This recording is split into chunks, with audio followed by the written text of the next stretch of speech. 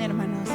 Pues toda esta semana hemos estado viendo el libro de Job, que es un libro que habla de muchas cosas, pero algo que a mí me deja muy claro es el aceptar la voluntad de Dios, el ponernos en manos del Señor, quien es soberano y de quien nunca vamos a saber pues las razones o los motivos por el cual hace las cosas. A veces nos sorprende y son maravillosos y son totalmente a la manera en que nosotros queremos, pero otras veces es contrario. Y aún así, pues sabemos que estamos en sus manos. Entonces, a propósito de esto, quiero compartirles este canto, que algunos ya lo escucharon en una de las clases en las que hemos estado juntos, pero otros no. Está bastante fácil, creo que el coro se puede pegar bastante sencillo. Entonces, esta se llama ¿Quién soy yo?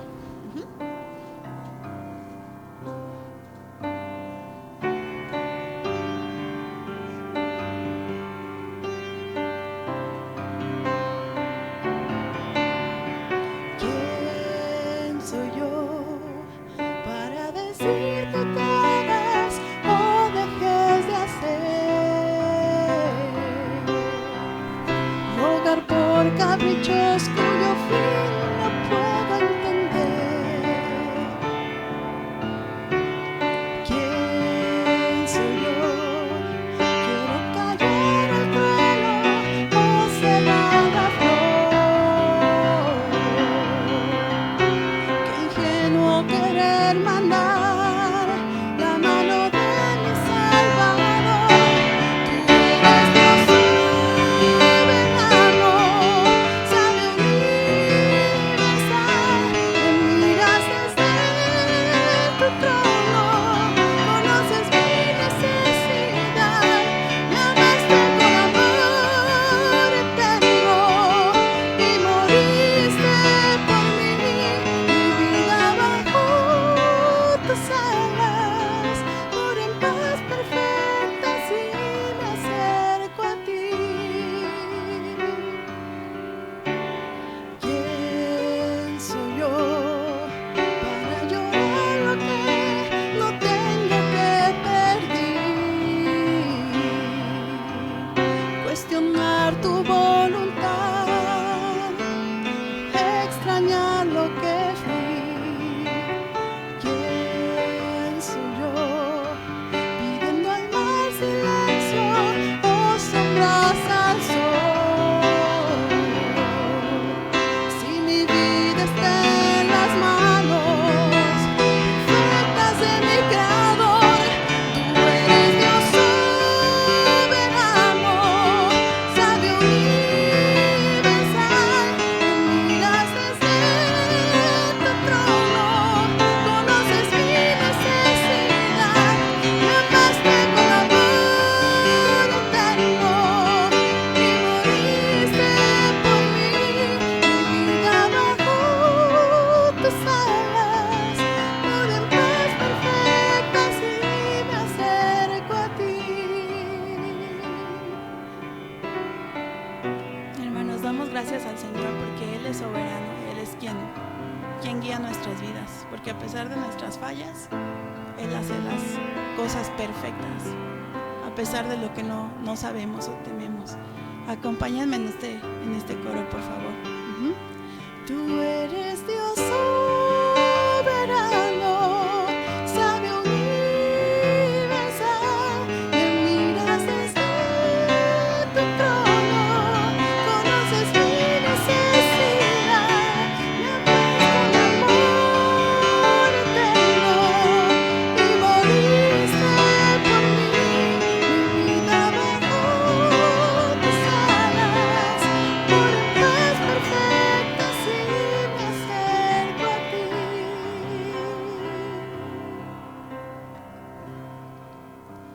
Si me acerco a ti. Señor, gracias porque podemos estar delante de ti poniendo en tus manos nuestras vidas. Gracias porque tú las tomaste y sabemos que aunque a veces las cosas no salgan como esperamos, todas las cosas de alguna forma nos ayudan para bien. Gracias, Padre, porque tú eres nuestro sustento y nuestra fuerza. porque tú nos formas para ser más como tú. Amén. Gracias, Vera. Gracias damos a Dios por este día. Ya está acabando. Faltan 2 semanas para acabar el primer bimestre. Faltan 2 semanas para que acabe la primera quinta parte del año escolar. O sea, vamos a ir muy rápido, se ha pasado el tiempo. Antes de comenzar con la pequeña clase, luego la predicación, quiero algunos avisos importantes que comentarles. Junto con una súplica de perdón de mi parte por la cuestión del aniversario del seminario. La semana del 19 al 25 es la semana del aniversario. Y el perdón está porque aún me faltan ajustar algunas cosas para que quede todo muy, muy claro y la información también. Pero sí tengo suficiente información para que ya estemos tranquilos, serenos respecto a nuestras responsabilidades en ese día. Además, no va a variar lo que ya hemos señalado en el calendario. En el calendario que se les entregó al inicio, aparece que tenemos actividades. ¿Qué día de esa semana? El 20, martes 20, jueves 21, viernes 22 y el culto de aniversario el domingo 25. Esos 3 días vamos a estar ocupados, o sea, el lunes y el miércoles pueden hacer algunos planes y estar así un poquito relax. Pero el 20 tenemos nuestro retiro, ya tiene bastante tiempo que no tenemos esta actividad, ya estamos a punto de cerrar ahí lugar y forma. En esta ocasión vamos a necesitar la cooperación, no solamente de su presencia, sino también una cooperación económica para poder sacar algunos gastos. Va a ser lo menos carga posible, perdón, pero sí les suplico que se vayan preparando por lo menos, por lo más, a lo sumo serán 100 pesos, a lo sumo. Vamos a intentar bajar, va a incluir transporte y alimentación, pero a lo sumo serán 100 pesos. Así es de que por favor vayan. Y la organización de las actividades van a estar ayudando a Claudia y Sergio. ¿Sí? ¿Dónde están Claudia y Sergio? Digo, para fomentar el espíritu de servicio, ¿no? Ellos se van a acercar con ustedes para pedir ayuda a algunos de ustedes y obviamente de parte del personal del seminario también estaremos ahí haciendo algunas cosas. Por favor, todos apartamos el martes 20, nos iremos temprano, regresaremos aquí como a las 4 de la tarde, 5 a más tardar, por si el martes quieres irte en la tarde al cine, pues tengas esta oportunidad. En fin, el asunto es de que estemos y no queremos agolpar con tantas cosas. El jueves y el viernes habrá actividad en la mañana, más o menos de 10 a 1, tanto el jueves como el viernes, y el domingo el culto a las 6. El coro canta aquí toda la mañana de ese domingo. Yo voy a estar aquí también ese domingo, voy a predicar en el culto, y se va a recoger una ofrenda especial para el seminario ese día aquí. Entonces, aquí vamos a estar. Y en la tarde será la predicación. Oren por favor para que nos confirmen el conferencista o conferenciante o los conferencistas o conferenciantes. Esa es la parte que estoy retrasado, luego que me disculpen por eso, me perdonen por eso, pero estoy viendo que mejor si podemos tener a alguien relevante, no quiero decir todavía el nombre, pero si no, pues estaré yo. Pero bueno, si no, pues predicaré. Yo les voy anticipando que si no tenemos algo, al menos en el culto, estaré predicando un servidor. Bien, oremos, hermanos, por las cuestiones en nuestro país. Vi en Face que en Estados Unidos este chico que mató a una gente por ahí preguntó si eran cristianos, se levantaban y cosas por el estilo. En nuestro país también están pasando muchas cosas. Hoy se celebra un día especial para la sociedad y para los que somos medios izquierdosos. 2 de octubre no se olvida, pero muy independientemente de esa parte, sí oremos por estas cuestiones sociales, las injusticias, en fin, hay mucho que tenemos que hacer por ahí, a más de orar, pero por lo menos tener esto en mente y en nuestras conciencias. Bien, libro de Job. La idea en esta semana fue tratar de tomar algunos puntos y ver algunos rasgos generales del libro de Job, y esto se puede hacer con cualquier libro que prediques. Y una de las cosas importantes siempre en un libro, sobre todo de este tipo, es reconocer su estructura literaria o el arreglo o el ordenamiento o la disposición del contenido. Y son muy útiles los bosquejos. Y aquí tenemos un bosquejo general sobre el libro de Job. Está el prólogo en prosa, el epílogo en prosa, y luego están los monólogos, el drama poético y descritos. Ya no pinta esto. Bueno, los descritos ahí, los ciclos, ¿no? Y es importante cuando estemos preparando nuestros estudios y haciendo para nuestras clases o sobre todo para nuestras predicaciones, tener siempre un bosquejo para saber dónde estamos ubicados. Es muy importante cuando haces estudio de un libro y vas a predicar de un libro, sepas dónde estás puesto. El autor ordenó sus cosas con cierta intención para dar un mensaje, para enfatizar ciertas cosas, para recalcar los conceptos, y todo junto es importante, es entender el todo y también las partes del todo. Vamos a darle a la otra, por favor, Germán. Esta que sigue es una subestructura, ya no es todo el libro, sino la parte del drama poético, o se llama también poemario. No sé si es una palabra muy antigua, pero encontré ese término. El poemario es una sección de poemas y hay varios poemarios, varios ciclos. Está monólogo de Job y luego 3 ciclos y cierra con un monólogo. ¿Se acuerdan cómo se llama esa estructura literaria que empieza con lo mismo y termina con lo mismo? Incluso. O sea, es un gran incluso la primera sección del 1 hasta el 29. Monólogo de Job al final y una serie de charlas o de diálogos entre el monólogo primero y el monólogo segundo. Con eso el autor nos está diciendo, aquí acaba una parte. Por eso, después del 29, ya comienza la segunda sección. Sigue siendo poética, pero ya no es un diálogo o un debate, ya es la charla entre los monólogos de Eliud y luego los monólogos de Dios. Síguele abajo. Y esta es una subestructura de cada es una ronda, ¿se acuerdan? ¿No? Entonces, habla Elifaz, contesta Job, habla Bildad, contesta Job, habla Sofar, contesta Job. Es importante también porque cuando lees el libro de Job así de corrido, luego no sabes si ya empieza a dar Job o si está hablando aquel o si está hablando el otro, ¿no? Entonces esto te va a ayudar para ubicarte. Primer ciclo, segundo ciclo, ahí está, Elifaz Job, Bildad Job, Sofar Job, y luego viene el tercer ciclo. Ahí está todo revuelto porque esa sección es muy, parece que los copistas copiaron mal cuando iban transmitiendo el texto y entonces hubo algunas modificaciones allí. La verdad es de que cuando lo ves así, entiendes por qué de repente te confundiste aquella primera vez que leíste el libro de Job. Bueno, esto es en cuanto a la estructura. Esto es lo que tenemos, ¿verdad? Sí, ok. Algunas cosas que también quiero señalar. Hay que distinguir en el caso de Job y también de otros libros, pero en el caso de Job, entre libro y personaje. El libro se llama Job, que habla de un personaje que se llama Job. El libro debe su nombre al personaje, pero no siempre es así. Por ejemplo, cuando lees el libro de Samuel, el libro no habla de Samuel. Habla de muchos personajes.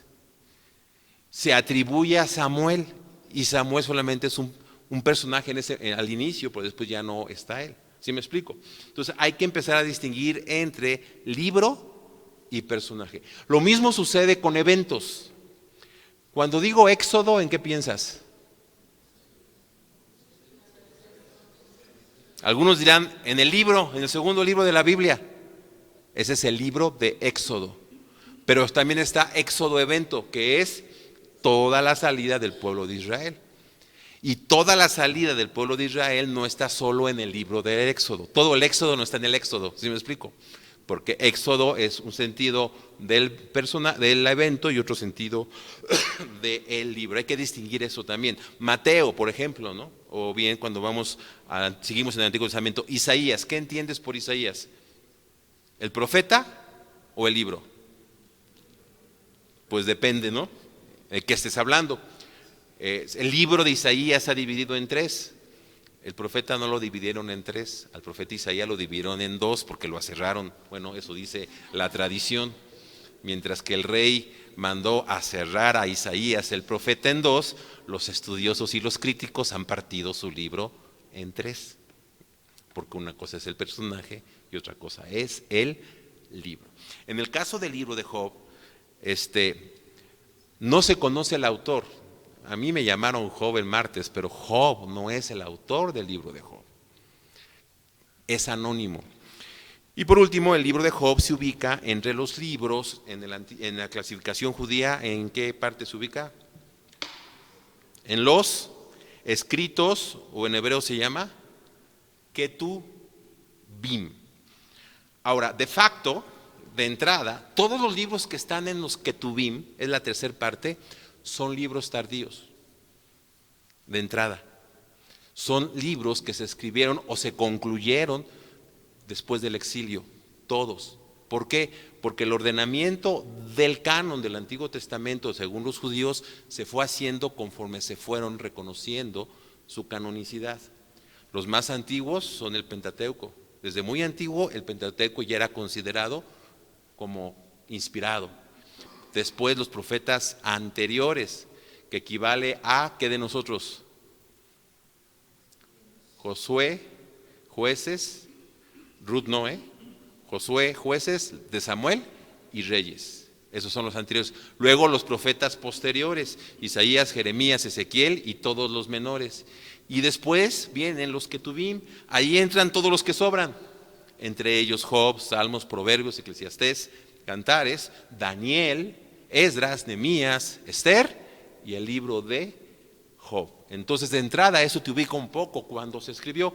¿Qué tan tarde? Bueno, eso todavía es más difícil distinguirlo. Ahora, regresando a Job, la pregunta sería, ¿Job existió? El personaje probablemente sí, fue un personaje legendario que sufrió, pero el autor de Job toma ese personaje legendario y en base a la vida de ese personaje legendario, hace él su obra literaria. ¿Sí me explico? Entonces, si Job existió, pero el pensamiento, la obra, el mensaje, lo ha hecho el autor del libro de Job, tomando a ese personaje. Vamos a suponer que de aquí a 200 años, alguien se acuerda que por aquí anduvo Edgar Miranda. Y entonces va a haber alguien que va a escribir algo sobre juventud. Y entonces va a asociar, y va a empezar a escribir, había un varón llamado Edgar, cuya esposa era ecuatoriana. Y va a empezar a hablar, y él dijo alguna ocasión este sermón acerca de la juventud. Y el autor de aquí a 200 años va a hablar de las necesidades de la juventud, pero aquí a 200 años, en boca de Edgar. ¿Sí me expliqué? Más o menos así es el asunto con el libro de Job. Pero más allá, y de aquí ya entramos al sermón ahora sí, más allá de eso, si a ti te llegan a preguntar, bueno, si a mí me llegan a preguntar, no me lo llegaron a preguntar, bueno, alguna pregunta en todas estas cuestiones técnicas, literarias, hermenéuticas y todo lo demás, antes de entrarle. O no me van a preguntar, ¿y hermano, existió Job? Ok, te voy a contestar, como a veces contesto, y eso no me conviene contestar así, pero me lanzo. Yo diría que Job existe.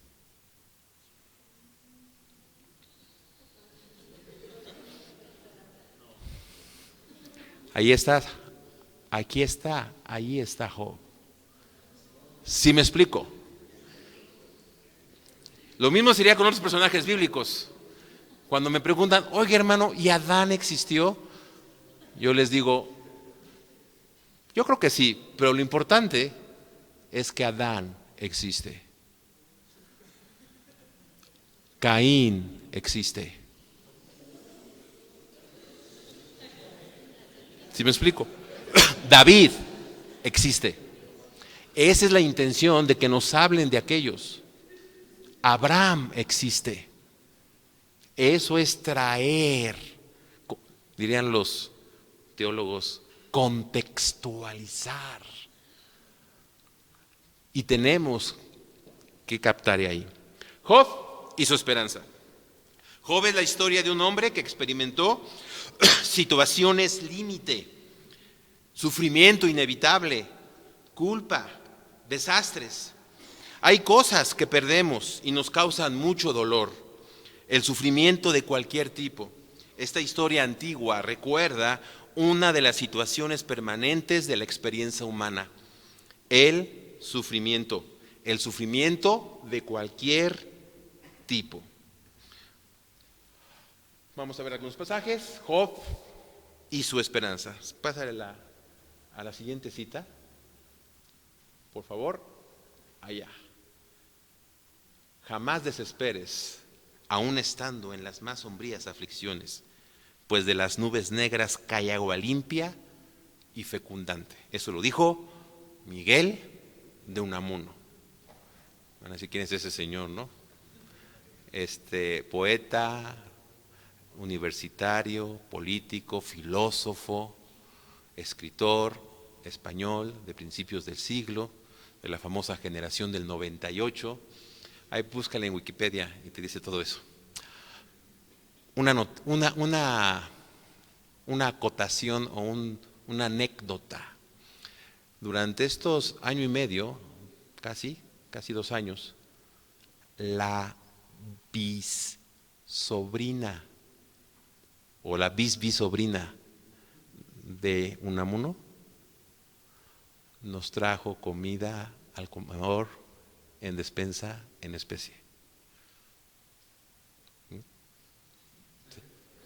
Nada más.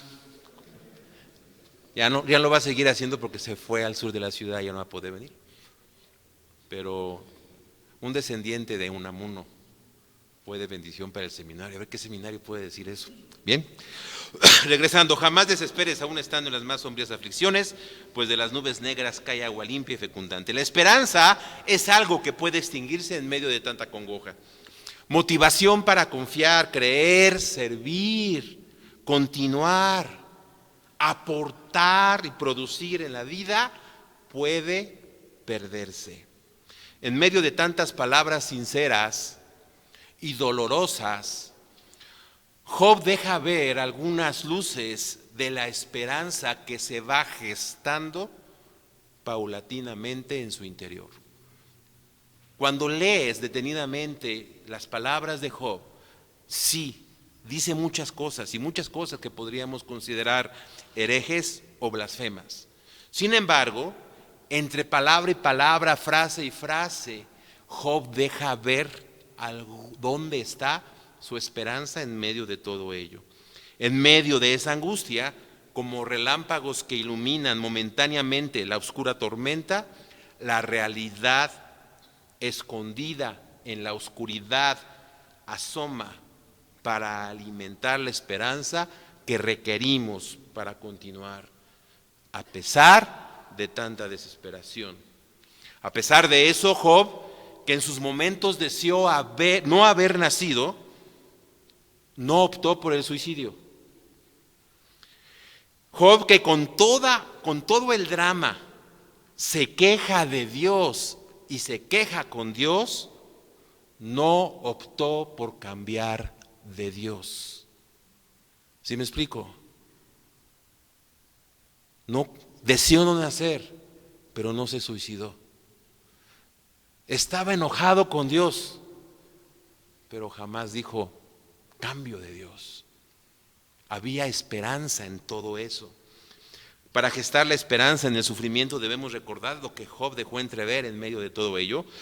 Y una cosa es importante, a la luz del libro de Job, si no hablamos lo que sentimos y pensamos, no vamos a encontrar la esperanza que Dios ha puesto para nosotros.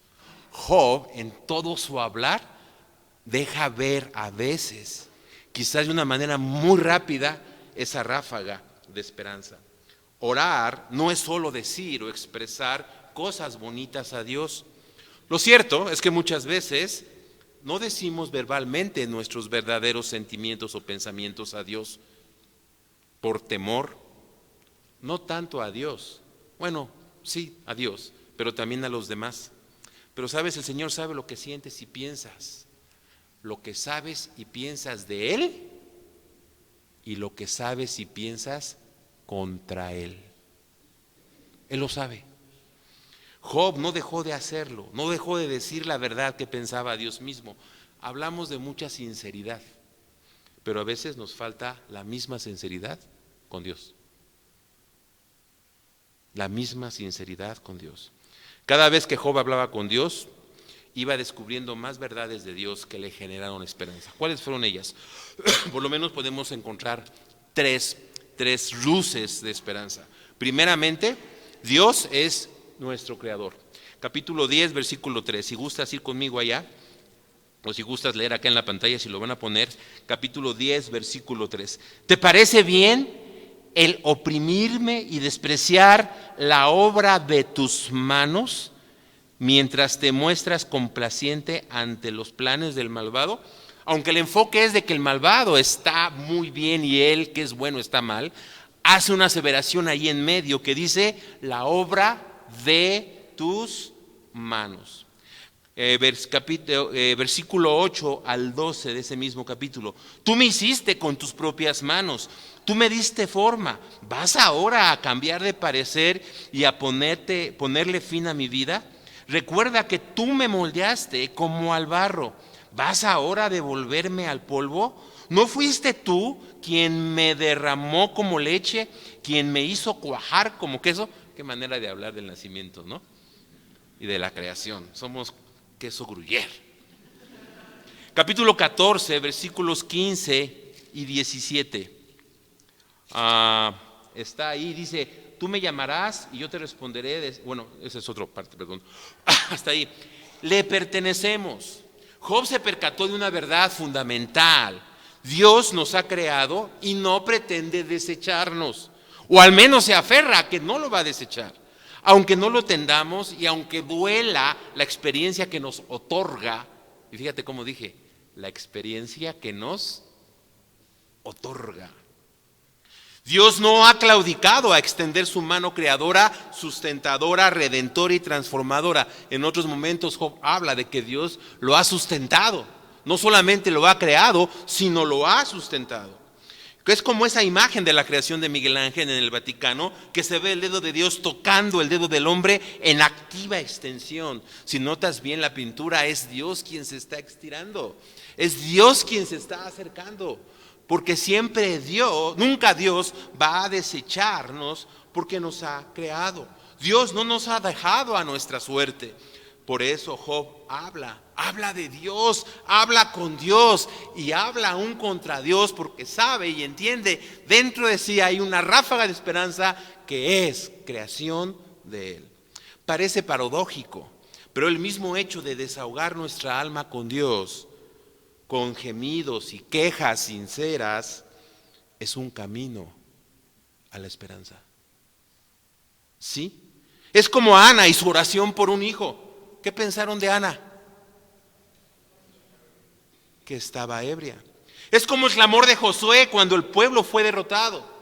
Es como Moisés y Jeremías, como Daniel y Nehemías, que se volcaron a Dios con todo el corazón desatado, porque Dios no nos ha desechado. Somos suyo, pueblo suyo somos todos, ovejas de su prado, dice el Salmo 100. Porque nos hizo, le pertenecemos, somos de Él y somos para Él, dice el apóstol Pablo en Romanos. Así que entre más complicada la existencia, nuestro clamor ha de ser más insistente y más abierto. Pensarán que blasfemamos. Sigamos clamando. Pensarán que estamos locos o que estamos ebrios, como pensó Elí de Ana y como pensó la esposa acerca de Job. Sigamos gritando. Nos van a tildar de cualquier cosa. Los amigos de Job lo tildaban de modernista. Sigamos gimiendo. Jesús gimió en el Getsemaní y el Espíritu gime por nosotros. ¿Por qué nosotros no gemir también? Job sabe que Dios es Dios y que en momentos de sufrimiento no hay otra manera de arrojarnos a Él. La única forma en esos momentos es hacerlo sin miramientos y sin recatos. Aún atropelladamente, como el ciego Bartimeo, que aventando todo, gritando: Jesús, Salvador, Hijo de David, ten misericordia de mí, cállate. Y siguió gimiendo. Imagino cuando le dijo, cuando supo yo que dice Jesús que vengas, hasta iba trastabillando. había dejado la capa, no sé si tenía bastón, pero seguramente iba tropezando, porque somos creación de Él y podemos ir así con Él. También aprendió que en eso, que Dios es creador, Él es trascendente. Capítulo 12, a ver si ahí está, versículos 13 en adelante. Como con Dios está la sabiduría y el poder, suyos son el consejo y el entendimiento. Lo que Él derriba, nadie lo levanta, y a quien Él apresa, nadie puede liberarlo. Si Él retiene las lluvias, hay sequía. Si las deja caer, se inunda en la tierra.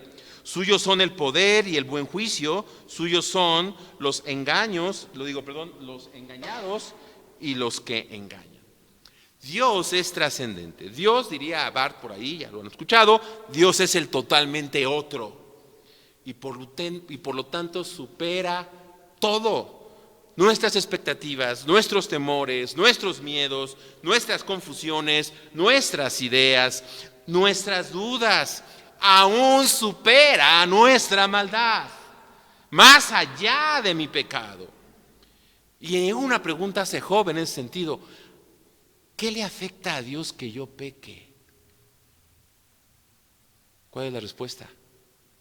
Nada. Nada. Entonces, Dios no nos está cobrando nada cuando suceden estas cosas. Desde su trascendencia, Dios está haciendo otra cosa, pero no está cobrando nada. Job llegó a esa conclusión que le generó esperanza. En momentos le generaba confusión. No entiendo, porque no he hecho malo. O si he hecho malo, no es para tanto, porque Dios no le estaba cobrando. Dios no le está cobrando. Dios no me está cobrando nada, porque en mi conciencia no le debo nada, diría él. No he hecho nada que amerite esa respuesta de parte de Dios.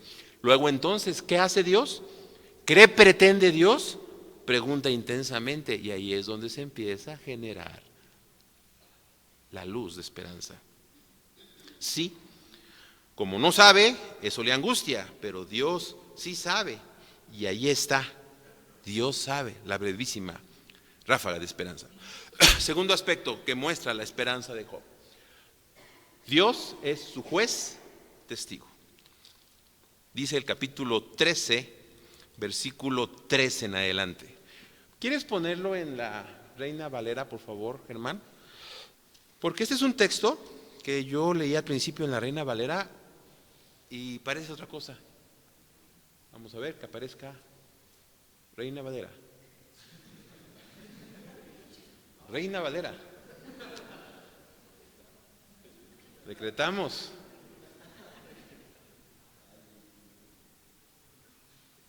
¿Alguien trae Reina Valera por ahí? Ya la van a cambiar. Bien. Es Job 13, 13 al 15. Y le seguimos. Ahí va. Ahí está. Escuchadme y hablaré yo, y que me venga después lo que viniere. Síguele, lo que sigue.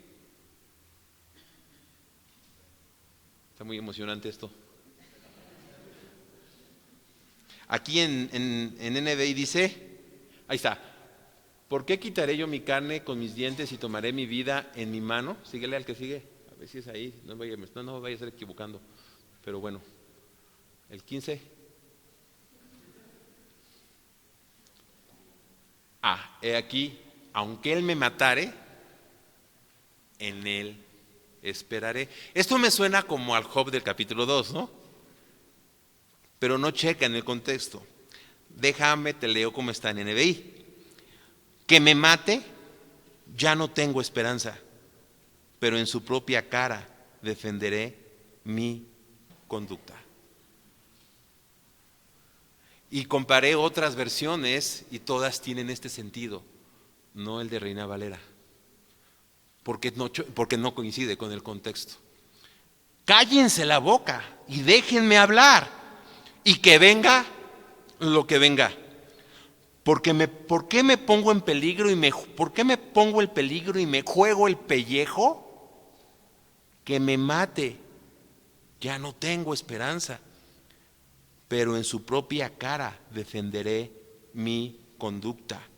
En esto radica mi liberación, en que ningún impío comparecería ante él. Job ve a Dios como un juez, con expresiones muy osadas. Y si vamos al capítulo 16, versículo 19, ahora mismo tengo en los cielos un testigo, en lo alto se encuentra mi abogado, mi intercesor es mi amigo, y ante él me desahogo con lágrimas, para que interceda ante Dios en favor mío, como quien apela por su amigo. ¿Sabes qué está diciendo Job? Seguramente hay alguien que va a decirnos quién tiene razón, si Dios o yo. Porque ve a Dios como un juez injusto. Con expresiones muy osadas, Job ve a Dios como el único a quien recurrir, aunque sea para dejar de existir o morir. Aquí estoy tal como soy. Y entonces señala que Dios puede, si quiere, matarlo, porque es juez, pero es en el único que se puede confiar. Otras traducciones dicen, aunque Él me matare, yo en Él esperaré. Notemos que Job tiene una razón por la cual piensa que Dios no lo matará. Su justicia, o sea, de Job. En su error de que Dios no admite al pecador, hace un alarde de confianza, pero dentro de sí sabe que se juega el pellejo. Y si hay algo en el que hace que Dios, y si hay algo en él que hace que Dios lo fulmine, de todas maneras va. Ese es lo que Job está pensando. Job dice, yo sé que no he hecho nada. Y si yo no he hecho nada, él no me va a desechar, porque no he hecho nada. Y si hay algo que he hecho, me la juego de todas maneras y voy con Él. Ahí está la ráfaga de esperanza. En que venga lo que venga, cualquier acción de Dios, aunque parezca duro, es acción de gracia por parte de Dios. En su error de que Dios no admite al pecador, insisto, hace un alarde de confianza, pero dentro de sí sabe que se juega el pellejo, porque si hay algo en el que Dios, por lo que Dios sí lo habrá de fulminar, entonces va. Esto Jesús lo enseñó en la parábola del juez injusto y la mujer que le pedía justicia.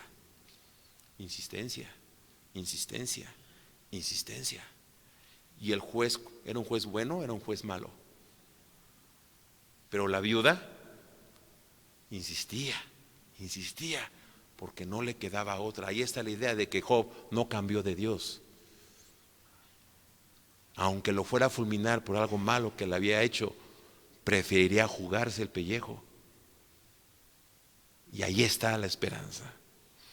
Pero no solamente Dios es juez, también es testigo. Ya leímos ahí 19:22. Un testigo es alguien que sabe y está informado sobre un asunto y declarará en el caso de Job a su favor. Lo cierto es que los amigos y la esposa de Job le han fallado y Dios no le ha comprendido. Pero para Job debe haber alguien que sí lo entienda y que reconozca que si sufre no es necesariamente por su pecado. Y si lo es, comprende su dolor. Un amigo que le será fiel, aunque eventualmente se haya apartado del temor de Dios. Hay un pasaje, y aquí hago un paréntesis en esta idea, que me sorprendió cuando le leí. Quiero que vayas conmigo a 6:14 de Job. Sobre todo aquellos que nos decimos amigos y hermanos. Aunque uno se aparte del temor al Todopoderoso, el amigo, ¿qué dice? No le niega su lealtad. Sus amigos no han sido leales, pero él dice, hay alguien allá.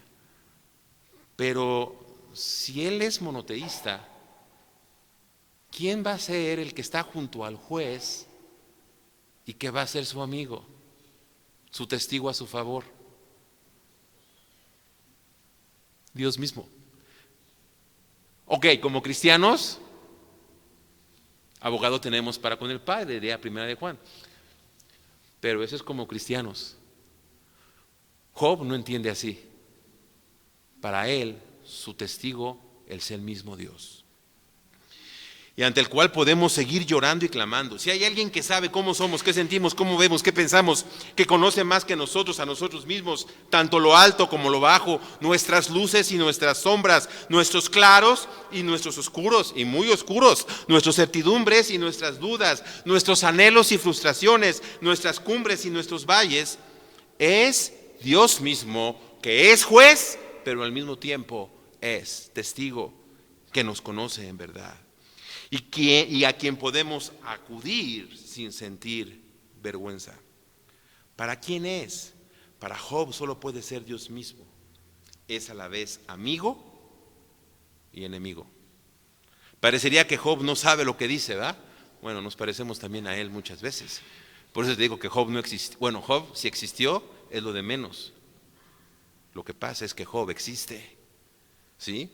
Parecería que Job no sabe lo que dice, pero después vendrá alguien que desde la cruz defenderá al hombre declarando que no sabemos lo que hacemos. Job no sabe lo que hace ni lo que dice, pero lo hace y lo dice. Pero Jesús vendrá y desde la cruz defenderá a los que no saben lo que hacen. Por eso ten mucho cuidado cuando dices, es que yo sé lo que estoy haciendo. Porque según eso, Jesús no pide perdón por esos, pide perdón por los que no saben lo que hacen. Y por último, y solamente queda como un solo punto, perdón al profesor de milética que está aquí presente, no me salió muy cuadrado el sermón, es Redentor. Capítulo 19, versículo 25 al 27, diríamos que estas son las palabras donde esa esperanza sí se abre un poco más y se deja ver. Versículos 25 al 27 del capítulo 19. Dice, yo sé que mi Redentor vive. ¿Sabes cuál es la palabra ahí? El famoso Goel, que también se entendía como mi vengador. Yo sé que mi Redentor vive y que al final triunfará sobre la muerte. Y cuando mi piel haya sido destruida, todavía veré a Dios con mis propios ojos. Yo mismo espero verlo, espero ser yo quien lo vea y no otro. Este anhelo me consume las entrañas. Job, al estar en una situación injusta, piensa que alguien lo va a rescatar. Tarde o temprano, alguien que se va a ligar a él como un pariente redentor. Otros traducen vengador o el que vindica, restablece o rehabilita. ¿Qué quiere Job que se le rehabilite? ¿Qué queremos nosotros que se nos rehabilite cuando estamos sufriendo? ¿El bienestar perdido? ¿La inocencia comprobada? Lo cierto es que no solo requerimos que se nos restaure lo que hemos perdido o estamos perdiendo, sino también que nuestro nombre trascienda y quede limpio. A Job le ha quedado claro que ha sido objeto de una agresión por parte de Dios. ¿Quién lo vengará de esa agresión? La respuesta es Dios mismo. Sí, otra vez una paradoja. El sufrimiento ha hecho sensible a Job para que entienda que a Dios no se le entiende. Que acepte que a Dios no se le encasilla en una idea, que una cosa es nuestra idea de Dios y otra es Dios mismo. Por eso yo les animo a que todo lo que hagamos, lo que cantamos, revisemos bien las letras de lo que cantamos, revisemos bien las letras de lo que decimos, porque puede que estemos encasillando a Dios como lo hicieran los amigos. Dios los sorprenderá de alguna forma. Expresa ideas que podían sonar novedosas y hasta revolucionarias y modernistas en su tiempo. Ok, nos ubicamos otra vez. Después del exilio, en esos tiempos, ¿sabes qué? No se creía en la resurrección. Job no está pensando en la resurrección. Bueno, el autor o Job no está pensando en la resurrección definitiva, como la entendemos nosotros al final cuando venga Jesús. No, la resurrección definitiva es hasta después. ¿Qué está pensando? ¿Una resucitación momentánea? Es decir, revive es reivindicado y después volverá a morir, algo así como lo de Lázaro. Bueno, quizá hubo en la antigüedad gente que volvió a vivir. ¿Te acuerdas de Elías y la viuda y el hijo de la viuda, no? Entonces puede que esté pensando eso, quién sabe. O la memorial. Confía en que al final Dios aclarará que Job era inocente, aunque Job esté muerto. Lo cierto es que cuando pensamos en lo que Dios ha hecho, en verdad que sorprende inéditamente, como nunca antes. Dios nos sorprenderá. No sabemos cómo, pero lo hará. Lo hizo en Cristo Jesús. Lo sigue haciendo con su palabra y con su pueblo, con su acción y su espíritu hoy en nuestra vida. Por eso sí podemos tener esperanza en medio de tanta calamidad. La suficiente esperanza para no abandonar a Dios, para no acabar nuestra vida, para no ceder al desánimo y a la apatía, al enojo o a la frustración. Allí estarán siempre. Oyendo estaremos sus voces de la apatía, del desánimo, del enojo y de la frustración. Y a veces las seguiremos, pero existe la esperanza de salir de ello, para continuar a pesar de todo. Para ello no dejemos de enfocarnos en Dios. Job expresó su contradicción. Se enojó, reclamó, cuestionó, desafió a Dios, pero no lo soltó. Duda de él, pero no le da la espalda. Piensa que Dios es desconcertante, fascinante, por lo tanto atrayente, pero con la misma pasión descubre, en contra de la tradición de su tiempo, que a Dios le seguimos interesando porque somos creación suya, que a Dios le seguimos importando porque es nuestro testigo y sabe de nosotros, y que Dios nos ama y nos sorprenderá, y nos ha sorprendido y nos sorprenderá cuando nos rescata en el Señor Jesucristo. ¿Por qué no vamos este fin de semana y llevamos una palabra de esperanza? Yo no digo que prediques el sermón, pero que nuestra actitud y nuestro servicio sea para que generemos esperanza a aquellos que en este fin de semana te vas a encontrar y que van a necesitar y que necesitan una ráfaga de esperanza antes de que se suiciden o antes de que nieguen de Dios, como quizás en esta semana tú lo quisiste hacer cuando estabas haciendo tu examen de griego. Pero cuando lo has querido hacer, en esos momentos en que no ves salida, vamos a orar y a pedir al Señor que nos bendiga a todos este fin de semana. Gracias, Señor, por esta semana, gracias por mis hermanos.